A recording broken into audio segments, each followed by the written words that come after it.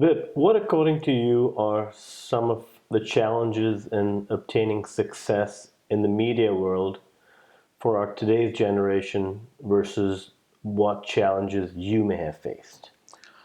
I think the world is changing, but in a way, I think the more things change, to a certain extent, the more they stay the same. And in the media industry, content is always going to be king. And if you have content that entertains, enlightens, informs, and educates, you'll always have a certain level of viewership. Uh, but these days, we have this huge problem where I think everyone or every family has what I call a domestic celebrity. Someone's on Facebook, someone's on Twitter, and things like that. So everybody uh, can be a domestic star in their own right. You can't do that in the medicine industry. You can't be a financial specialist without going through the right qualifications. But in the media industry, the bar to entry, there isn't one.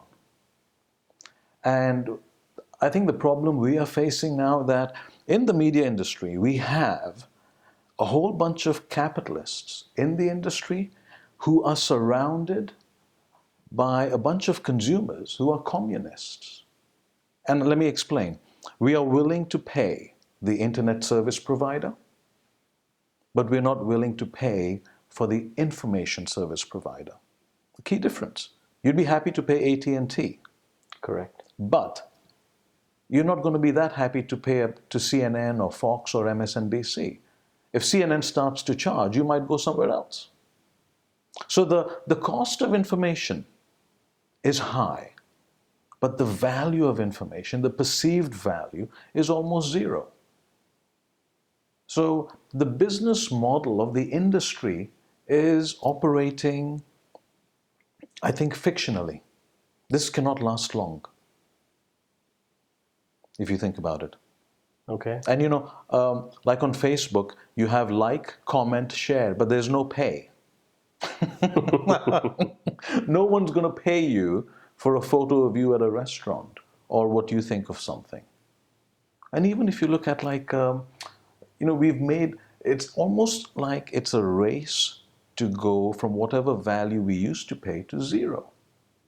When you and I were kids, we would buy an LP for, I don't know, $15 or something. Now you've taken that away and you can buy it per song for $1.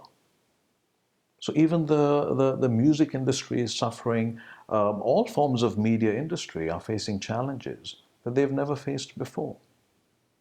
So for people who want to enter into especially the future generation, you have to be very aware that are you just exercising creativity, or do you want to be creative and create a business model?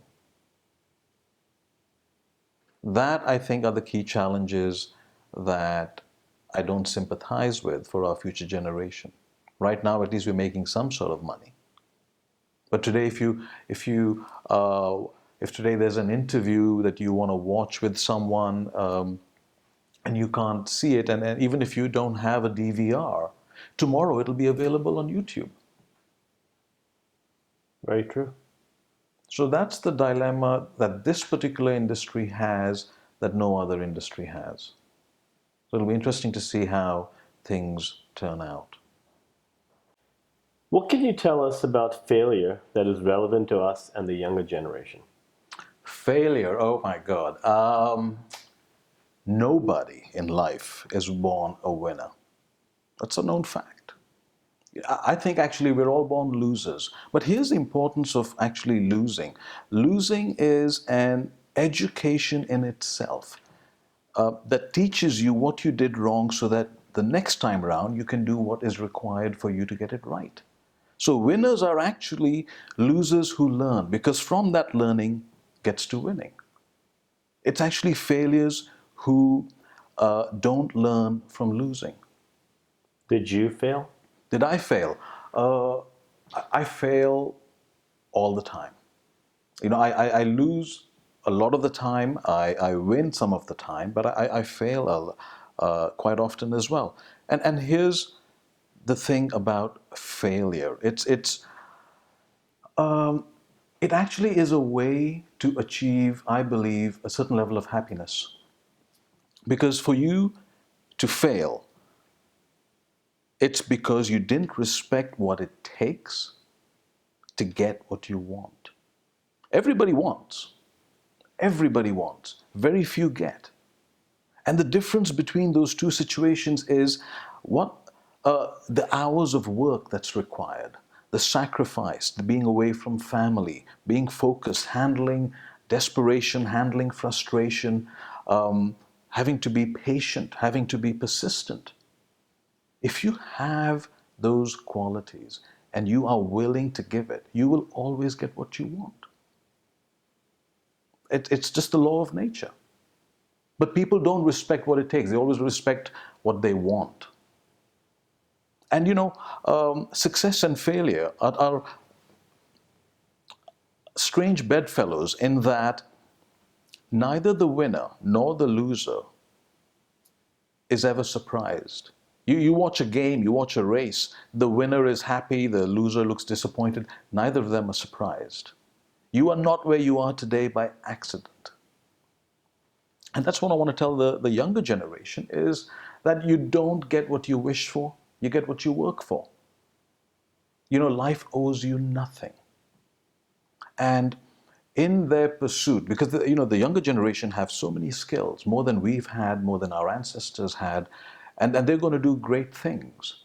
But one thing about the beauty of our Indian heritage is that no matter how westernized we become, the one thing that's going to remain constant is that we bring forward in every generation a set of values, whether that's honor, code, loyalty, respect, integrity, determination. These invisible qualities will always have very visible results. And that's so important for the younger generation to carry on going forward. And that's where I think, you asked me, have I failed? I failed recently because one of my producers wanted me to do a TV show. But he said, Vipp, you got to do two things. You got to get a hair transplant and you got to go in for plastic surgery because we need you to look a little younger and we need you to look like someone who's got a little more youth on his appearance with a little more hair. And I said, you know what? I'm happy to fail because I don't have what it takes to give what you want. I'm very happy being myself. So it's my qualities that are going to get me somewhere. Style will get you into a room, but substance will keep you there. And I'm more interested in the substance. So I failed because I did not respect getting a hair transplant, going in for a facelift to get what I wanted. That doesn't mean I failed forever, but I'm just going to find another way around it. Very true.